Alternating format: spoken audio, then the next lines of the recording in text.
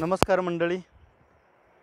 तर ही आहेत हादग्याची फुले आणि इकडे माझ्या चारी बाजूनी पूर्ण बहरलेली आहेत हादग्याची झाडे. ही हादग्याची फुले रानभाजीमधील प्रमुख एक भाजी आहे, जी फुलभाजी म्हणतात त्याला. भरपूर रानभाज्या पूर्वी आहारात त्याचा समावेश असायचा, ज्यामुळे भरपूर रोग व्याधी हे शरीरापासून दूर असायचे. आता या धकाधकीच्या आणि धावपळीच्या जीवनामध्ये आपण रानभाज्या विसरत चाललेलो आहोत.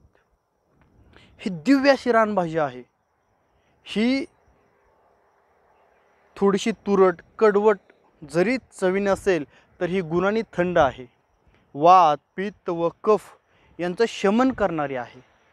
त्याचबरोबर ही रानभाजी भरपूर शरीरातील रोग आणि व्याधी ठीक करणारी आहे. ही रानभाजी ज्या पद्धतीने आपण जी भाजी करून फक्त पोट भरण्याचं काम करतो, जर इथं थोडासा जर रस काढला, या फुलांचा 1 चम्मच रस काढला, सकाळी उपाशीपोटी जर पिलात आणि या फुलांच्या रसाचे जर 2-2 थेंब डोळ्यामध्ये टाकले, तर दृष्टींचे जेवढे रोग आहेत व्याधी आहेत हे सर्व निघून जातात. ज्या लोकांना रात आंधळेपणा आहे, ज्या लोकांना चष्मा आहे, डोळ्याचा नंबर वाढलेला आहे, डोळ्याचे इतर ज्या व्याधी आहेत या सर्व व्याधी डोळ्यातून दूर होतात. व्हिटॅमिन ए भरपूर आणि मुबलक प्रमाणात असल्यामुळे चेहऱ्यांच्या समस्या असतील, केसांच्या समस्या असतील, त्वचा विकार आहेत, हे सुद्धा या फुलामुळे आपल्या शरीरातून ठीक होतात.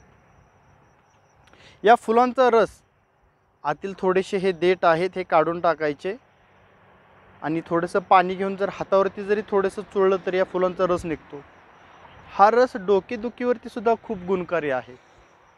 ज्या लोकांचं डोकं दुखतं अशा लोकांनी जर 2-2 थेंब नाकात या फुलांचा रस टाकला तर त्यामुळे डोकेदुखीची समस्या ठीक होते. ज्या लोकांना अपचन आहे, अजीर्ण आहे, पोट गच्च होतं, पोट फुगतं, पोटामध्ये वात धरतो, या लोकांसाठी या फुलाची भाजी खूप गुणकारी आहे. अपचन दूर करते, रुचकर असल्यामुळे तोंडाला चव आणते, अन्नाचे व्यवस्थित पाचन होतं, पोटाचे भरपूर व्याधी ठीक होतात. ज्यामध्ये प्रामुख्याने या भाजीचा जर आपण नियमित आहारामध्ये समावेश केला तर बद्धकोष्ठतासारखे विकार त्वरित ठीक होतात. ज्या लोकांना 1-1, 2-2, 3-3 दिवस पोट साफ होत नाही, अशा लोकांनी नियमित हादग्याच्या फुलाची भाजी आहारामध्ये ठेवा. पोट व्यवस्थित साफ होईल. ज्याचं पोट साफ त्याचे 100 रोग माफ, ज्याचं पोट नाही साफ त्याचा एकही रोग नाही माफ. ही हादग्याची जी फुले आहेत, ही हादग्याची फुले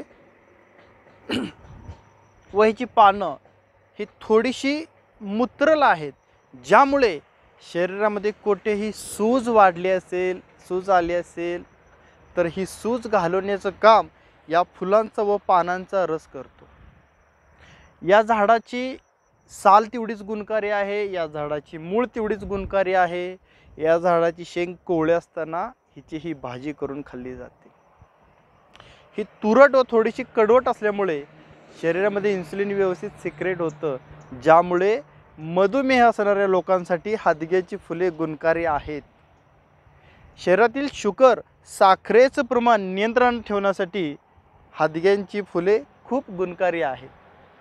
उच्च रक्तदाब नियंत्रणामध्ये ठेवण्यासाठी हादग्याची फुले खूप गुणकारी आहेत.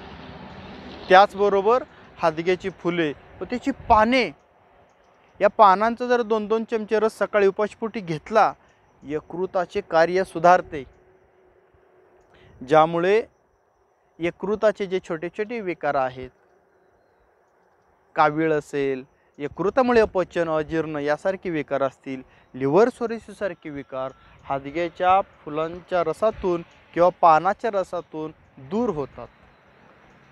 हादग्याची जी फुले आहेत हे इतर भरपूर व्याधी, वात पित्त कफ याचं तर शमन करतेच करते, पोट साफ करते व्यवस्थित. ज्या लोकांना हाडांचे विकार आहेत, हाडांची समस्या ठीक होतात. कारण शरीरातील वातांचं जे प्रमाण आहे हे व्यवस्थित ठेवणं, नियंत्रणात ठेवण्याचं काम हे हादग्याची फुले करतात. ज्या लोकांना बालदमा आहे, अस्थमा आहे, अशा लोकांसाठी सुद्धा हादग्याची फुले ही खूप गुणकारी आहेत. हे एक हादग्याचं फूल आणि त्याचे पानं शरीरातील भरपूर रोग आणि व्याधी ठीक करते. आपण पाहिलं केसांच्या समस्या ठीक करते, डोळ्यांच्या समस्या, त्वचा विकार, श्वसनाचे विकार, यकृताच्या समस्या ठीक करते, हृदयविकार ठीक करते, शरीरात वाढलेली सूज कमी करते, किडनीचं कार्य सुधारते. हे जी फुले व्हिटॅमिन ए मुबलक प्रमाणात असल्यामुळे हिरड्यांच्या समस्या असतील, दातांच्या समस्या असतील, यासुद्धा मुळातून नष्ट करतात.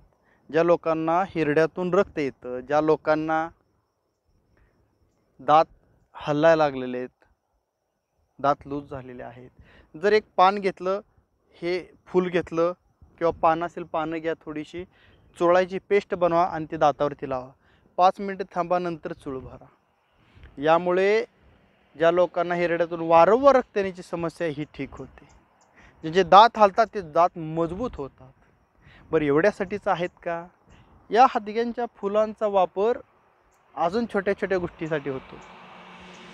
वातावरणातील बदलामुळे जे लहान मुलं वारंवार आजारी पडतात, ज्यांना सर्दी, ताप, खोकला यासारखे विकार वारंवार होतात, अशा लोकांसाठी नियमित 10 ते 15 दिवस वातावरणातील बदल झाल्यानंतर याचा 1-1 चमचा रस प्यायचा किंवा ही भाजी आहारामध्ये घ्यायची.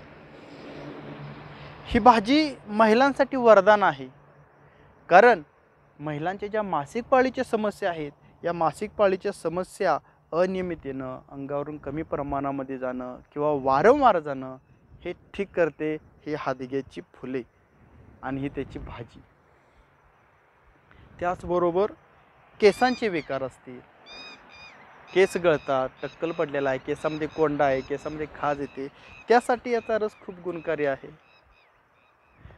ज्या महिलांना, ज्या माता भगिनींना वंध्यत्व आलेलं आहे, गर्भधारणा व्यवस्थित होत नाही, जर गर्भधारणा झाली तर मिस होते, अकाली गर्भपात होतो, तर अशा महिलांसाठी सुद्धा ही फुले आणि याचा रस हा खूप गुणकारी आहे.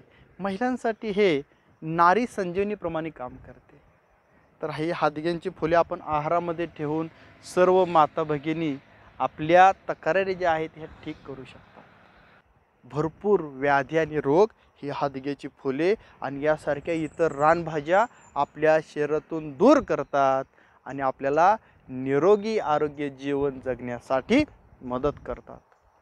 ही जी हादग्याची फुले आहेत, ह्याचे शेंगा भेटतात झाडाला, जिथे भेटतील तिथून आणा, आपल्या घराजवळ आजूबाजूला परिसरामध्ये सगळीकडे ही लावा. ही झाडे वाचवा, या रानभाज्या वाचवा, वाढवा. याचा आपल्या आहारामध्ये प्रामुख्याने समावेश करा. फास्ट फूडसारखे प्रकार टाळा आणि हे दिव्य रानभाज्या, दिव्य वनौषधी आपल्या आहारामध्ये समावेश ठेवा. निरोगी राहा, आनंदी राहा.